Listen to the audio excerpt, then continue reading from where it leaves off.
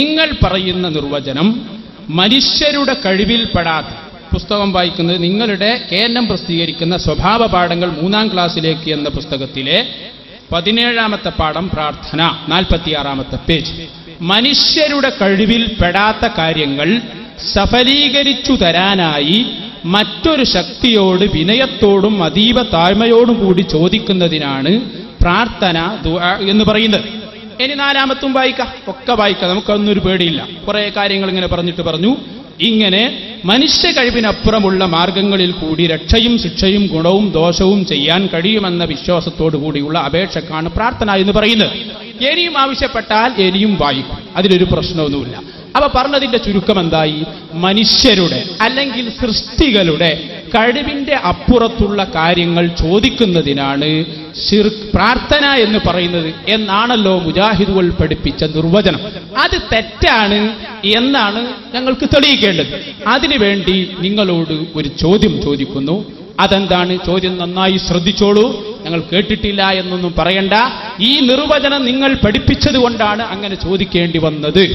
ഒരു സത്യവിശ്വാസി ലാ ഇലാഹ ഇല്ലല്ലാഹ് മുഹമ്മദുർ റസൂലുള്ളാഹ് എന്ന് വിശ്വസിക്കുന്ന ഒരു സത്യവിശ്വാസി അല്ലാഹുവിന്റെ റസൂലിന്റെ ഖബറിന്റെ സമീപത്ത് വന്ന് റസൂലുള്ളാഹി ഉത്തരം ചെയ്യും എന്ന വിശ്വാസത്തോടെ ചോദിക്കുന്നത് ശിർക്കാണോ ശിർക്കല്ലേ? അതാണ് ചോദ്യം. ചോദ്യം വളരെ കൃത്യമാണ്, യെസ് ഓർ നോ ക്വസ്റ്റ്യൻ ആണ്. ആണോ അല്ലേ എന്നതാണ് ചോദ്യം. ബാക്കി ഇൻഷാ അല്ലാഹ് ഞാൻ പറയും. അല്ലാഹുവിന്റെ റസൂലിന്റെ ഖബറിന്റെ സമീപത്ത് വന്ന് ബാക്കിയൊക്കെ നമുക്ക് പറയാം. ഒന്ന് വന്നാൽ തന്നെ നിങ്ങളെ നിർവചനം പൊളിയോലോ. നിർവചനം ഏതാണ് നിങ്ങൾ വായിച്ച നിർവചനം? കട്ടുവച്ചതല്ലേ മുസ്ലിയാർ? ഇവിടെ കട്ടുവായിച്ചതല്ലേ? ഒരു പാഠപുസ്തകം, മലയാളത്തിലുള്ള പാഠപുസ്തകം പോലും വായിച്ചാൽ തിരിയാതെ കട്ടുവെച്ചാണ് മുസ്ലിയാർ വായിച്ചത്.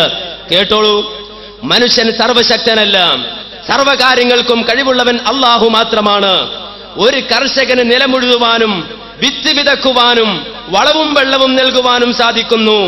എന്നാൽ ആ വിത്ത് മുളപ്പിച്ച് നല്ല വിളവുണ്ടാക്കുന്നത് അല്ലാഹുവിന്റെ വിളവുണ്ടാക്കുന്നത് അവന്റെ കഴിവിൽപ്പെട്ടതല്ല. ഇതിനുവേണ്ടി പടച്ചവനോട് പ്രാർത്ഥിക്കുകയാണ് വേണ്ടത്.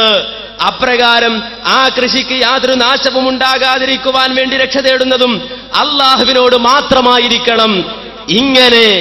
ഇങ്ങനെ മനുഷ്യ കഴിവിനതീതമായ മാർഗങ്ങളിൽ, മനുഷ്യ കഴിവിനപ്പുറമുള്ള മാർഗങ്ങളിൽ കൂടി രക്ഷയും ശിക്ഷയും ഗുണവും ദോഷവും ചെയ്യാൻ കഴിയുമെന്ന വിശ്വാസത്തോടു കൂടിയുള്ള അപേക്ഷക്കാണ് പ്രാർത്ഥന എന്ന് പറയുന്നത്. കട്ടുവച്ചതല്ലേ മുസ്ലിയാരെ? ഇവിടെ വായിച്ചോ നിങ്ങൾ അതിന്റെ തലവാചകം. എന്താണ് പ്രാർത്ഥന? ആ പ്രാർത്ഥനയുടെ വിശദീകരണം അതിനു മുമ്പ് കൊടുത്തിട്ടുണ്ട് മുസ്ലിയാരെ. മുസ്ലിയാരത് വായിച്ചിട്ടില്ല. മലയാള ബുക്കിൽ പോലും കൃത്രിമം കാണിക്കുന്ന നിങ്ങൾക്ക് ഇനി അറബി വായിച്ചാൽ എന്തായിരിക്കും നിങ്ങളുടെ അവസ്ഥ? ഹദീസ് വായിച്ചാൽ എന്തായിരിക്കും നിങ്ങളുടെ അവസ്ഥ? മലയാള ബുക്ക് പോലും കക്കാൻ പഠിച്ച, മുറിക്കാൻ പഠിച്ച നിങ്ങൾ ആയത്തും ഹദീസും മുറിക്കുമെന്ന കാര്യത്തിൽ തർക്കമുണ്ടോ മുസ്ലിയാരെ? അതുകൊണ്ട് നിർവചനം മുജാഹിദുകൾ പഠിപ്പിച്ചിട്ടേ വിടൂ. അതിനാണ് ഈ സംവാദം. വെല്ലുവിളിച്ചപ്പോൾ മുസ്ലിയാർ വിചാരിച്ചില്ല മുജാഹിദുകൾ അത് ഏറ്റെടുക്കുമെന്ന്. വെല്ലുവിളിച്ചപ്പോഴുള്ള ഊക്ക് ഇപ്പോഴിവിടെ ഇല്ല, ഇപ്പോഴിവിടെ കാണുന്നില്ല. വെല്ലുവിളിച്ച് പോകാമെന്ന് വിചാരിച്ചവരെ ഇവിടെ മുജാഹിദുകൾ പിടിച്ചു കെട്ടിയിരിക്കുന്നു എന്നാണ് ഈ സമയത്ത് പ്രത്യേകമായി ഉണർത്താനുള്ളത്. അപ്പൊ മുസ്ലിയാർക്ക് ഇപ്പൊ ബന്ധം മനസ്സിലായി വരുന്നുണ്ട്. കഴിവിൽപ്പെട്ട കാര്യങ്ങൾ ചോദിക്കണം, കൊടുത്ത കഴിവിൽ നിന്ന് ചോദിക്കണം. കൊടുക്കാത്ത കഴിവുണ്ടോ എന്നൊക്കെ മുസ്ലിയാർ കഴിഞ്ഞ ഉത്തരത്തിൽ ആവർത്തിച്ചതിലൂടെ മുജാഹിദുകളുടെ ചോദ്യം, ആ ചോദ്യവും വിഷയവും തമ്മിലുള്ള ബന്ധം കൃത്യമായി മുസ്ലിയാർക്ക് മനസ്സിലായി തുടങ്ങി. അതുകൊണ്ടൊന്നുകൂടി കേട്ടോളൂ.